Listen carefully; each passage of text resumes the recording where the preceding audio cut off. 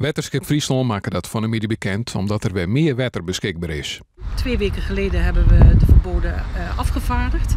En het is gebleken dat ons watersysteem zich redelijk herstelt op dit moment.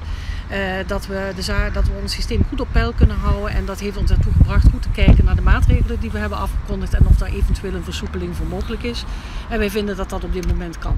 De Nederlandse Akkerbouwvakbond vindt de verromming goed, maar kent er net hoe uit dat de regels net voor Elsen niet gelijk binnen.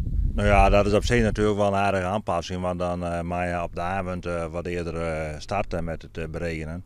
Maar wat ons het meest in de weg zit, is dat er in Nederland zo'n verschil is in hoe er met het beregeningsverbod omgaan wordt. In Greensloon en Noord-Holland wordt ook het water uit IJssel maar broekt, maar geldt geen bereidingsverbod voor bouwboeren.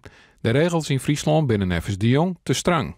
Nou, dat deel ik in zoverre niet dat wij heel goed hebben afgewogen wat er hier gebeurt in Friesland. Dat wij daarop maatregelen hebben genomen, maar dat wij ook in staat zijn die weer te versoepelen als het kan. En dat doen we dus vandaag. Het is natuurlijk wat meer als teleurstelling. Ik vind dat het waterschap dan iets heel moeilijks uit te leggen heeft aan de Engeland, aan de boeren. Want dan houdt het in dat het waterschap hier een ander beleid voert als andere waterschappen. Dus eigenlijk dat hier boeren discrimineerd worden ten opzichte van andere gebieden.